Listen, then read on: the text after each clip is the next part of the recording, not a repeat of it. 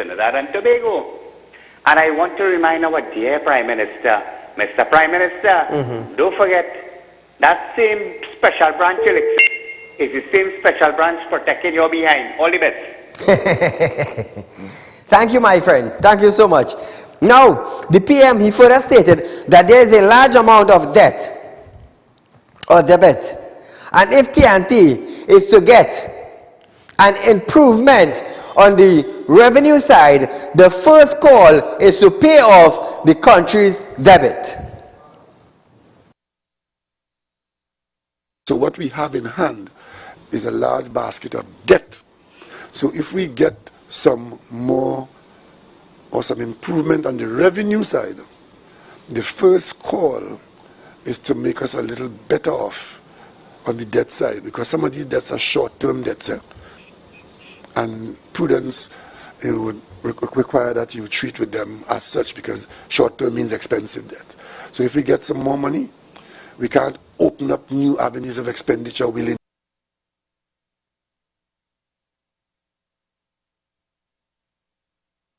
Come back.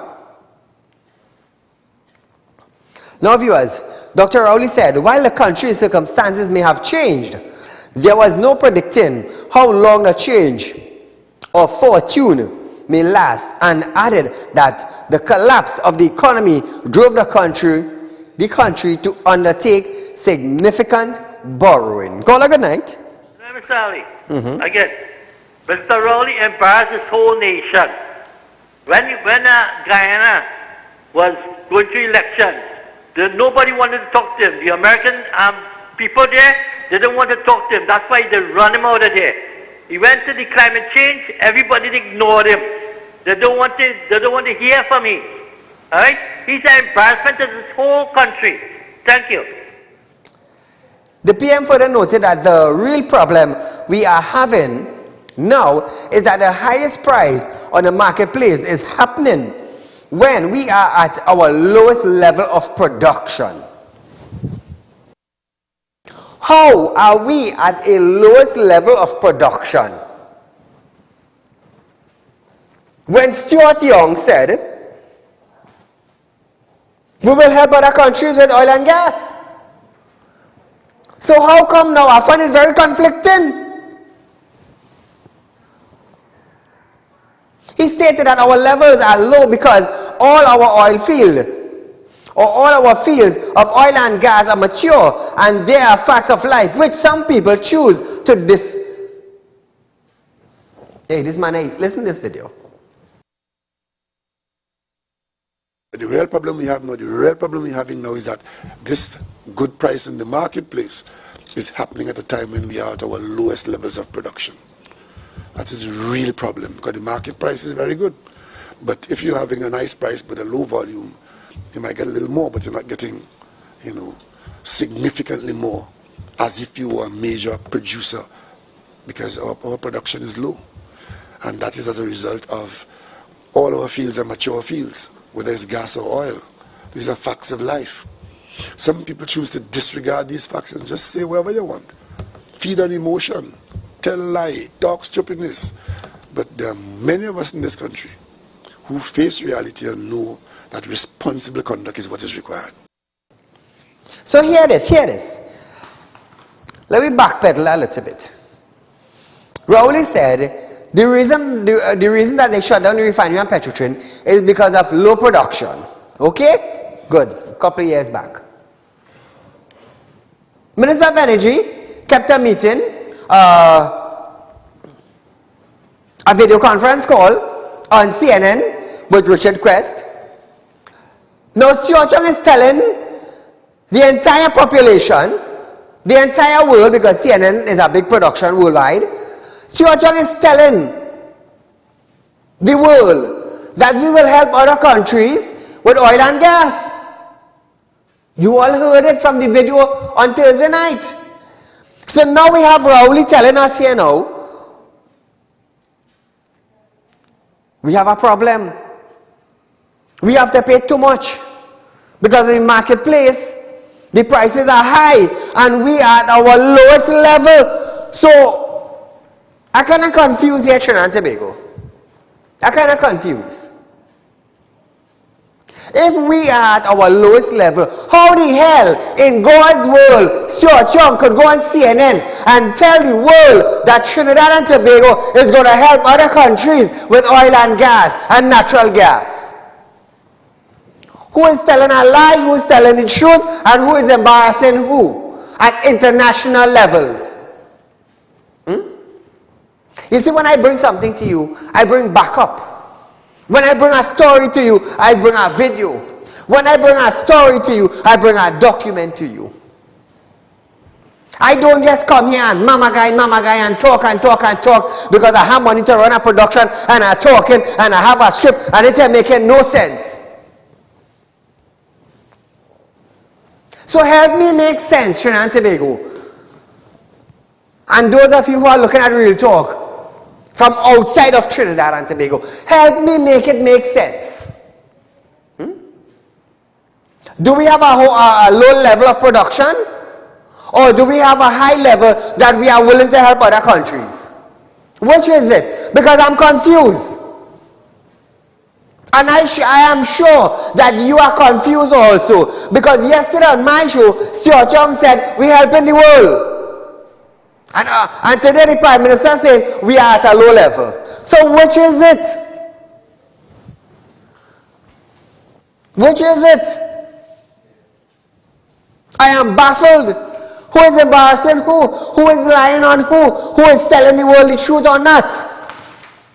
Who are they trying to fool? I want to know, and I'm sure that the rest of the world that Stuart Young wants to help, they are probably locked on the side and wondering about how the hell Stuart could say that, because look what the Prime Minister is saying.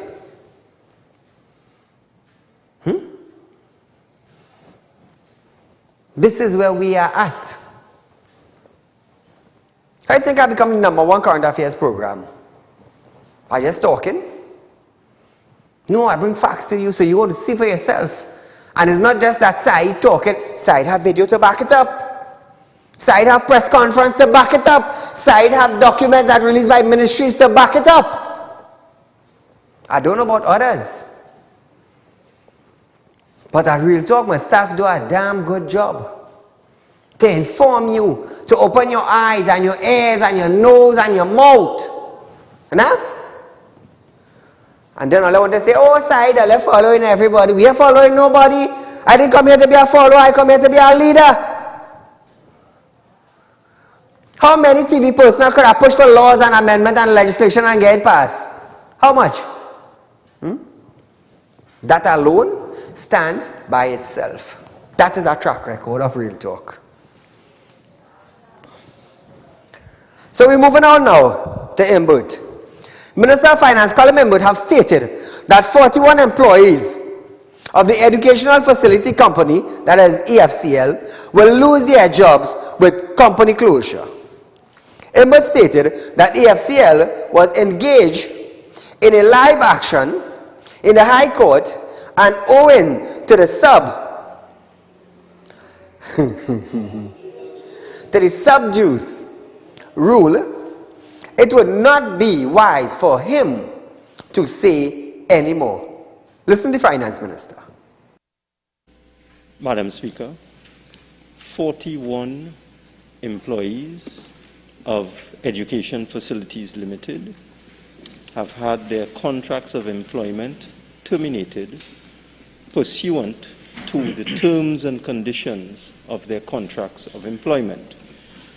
I'd also like to advise, Madam Speaker, that EFCL is engaged in a live action before the High Court of Trinidad and Tobago, and as a consequence, in view of the sub-judice rule, it would not be prudent for me to say anything further on this matter.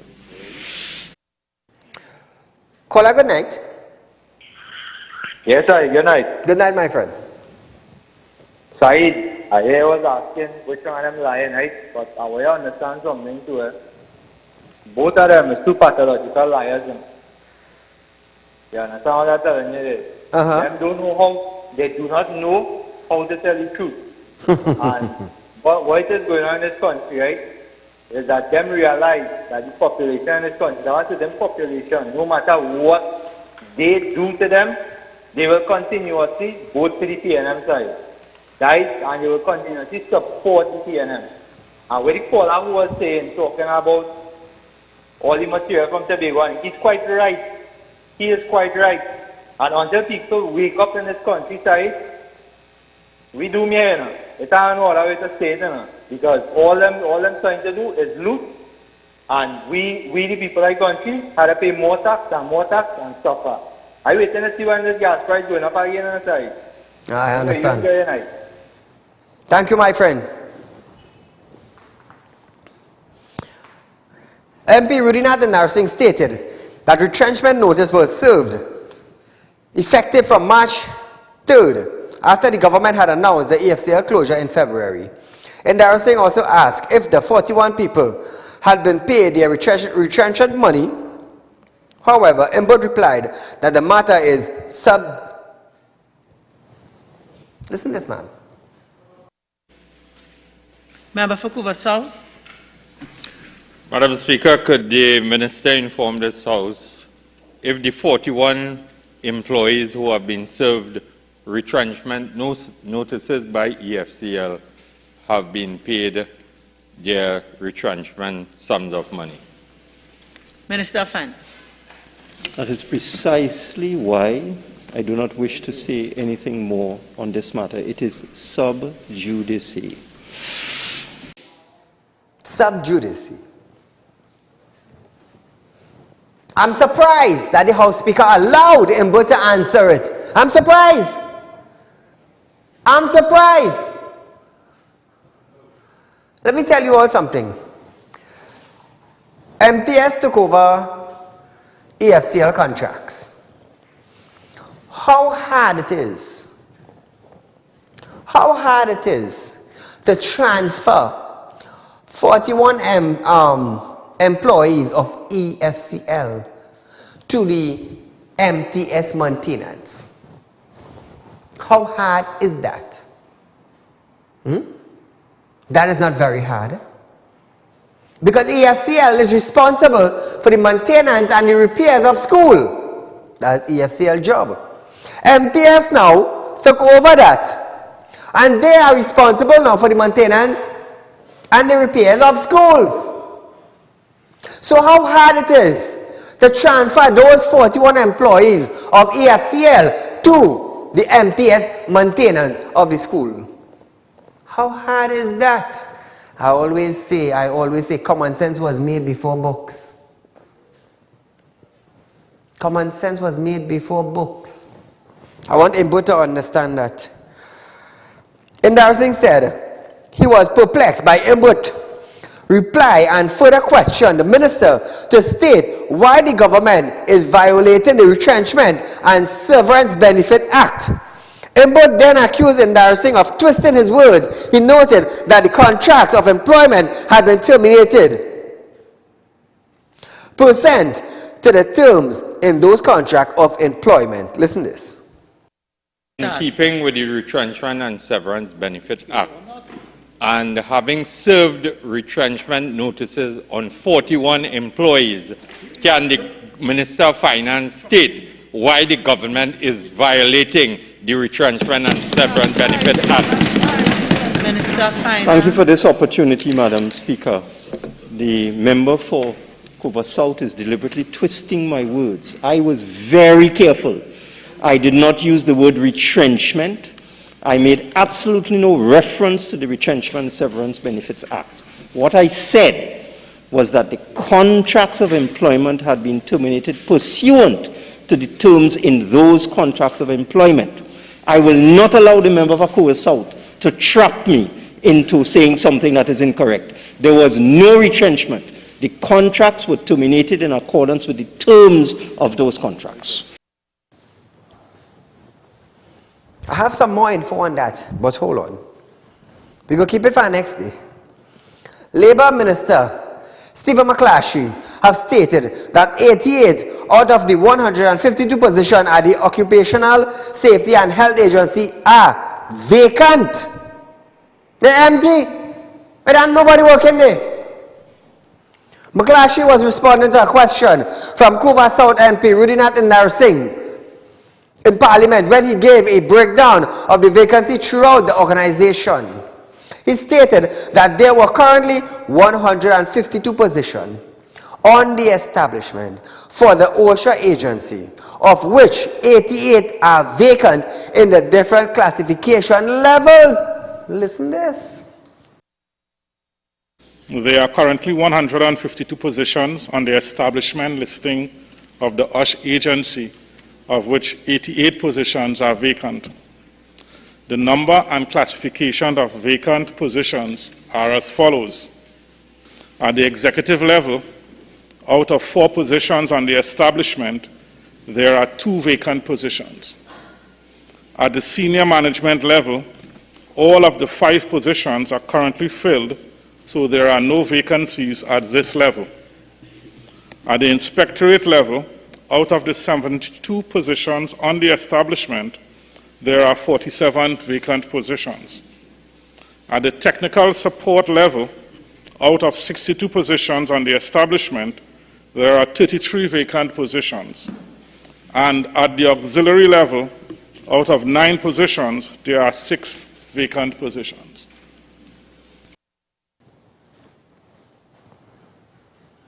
Responding to a question about whether the former chief inspector had been asked to resign owing to the preliminary results of the report into the investigation of the death of 4 divers, McClatchy added that he had no such information and they are now seeking to fill that vacancy.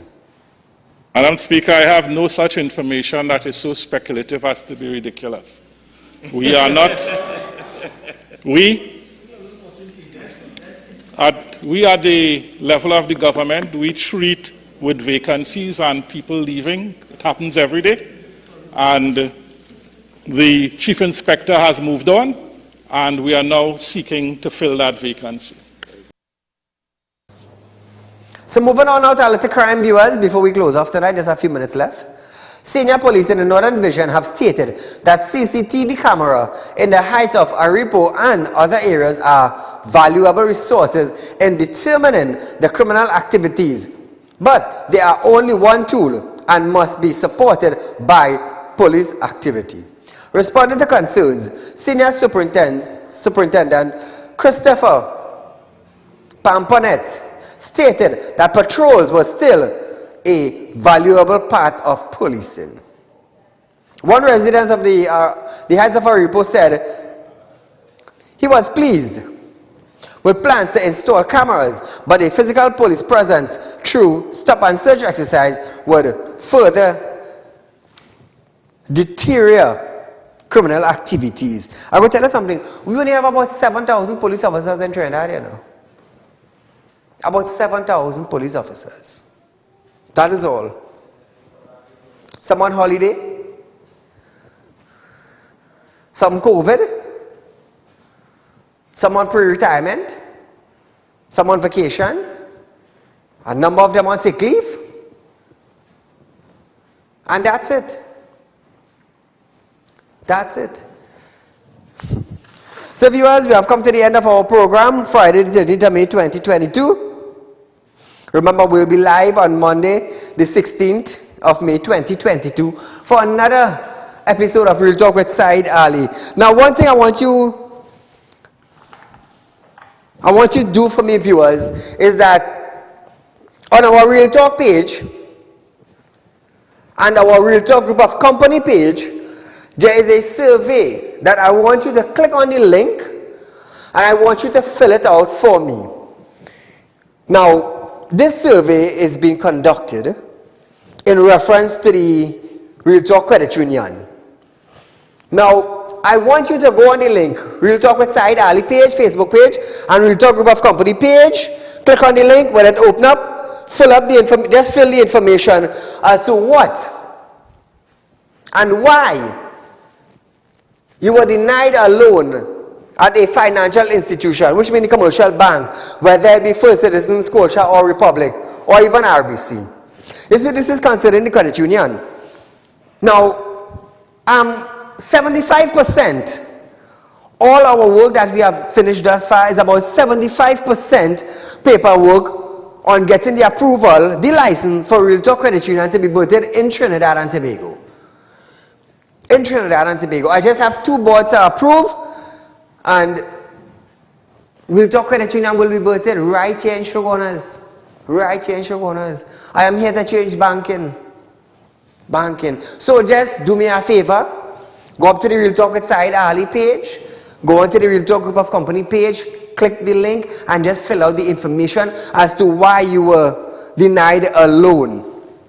So viewers, remember, if you're looking for cash, contact me at 339-1670 or 238-6716. Our South office is up and running. So those who want to do business in South, 242-7690. They are open from 8:30 to 12 tomorrow. Remember, that is a sub-office of the Realtalk Group of Companies. So you can go down there and inquire on whatever business. If you have a vehicle to sell, you can contact me 339-1670. That is also a business that Realtalk Group of Companies is engaging. Until we meet again, be safe and enjoy the weekend. Good night.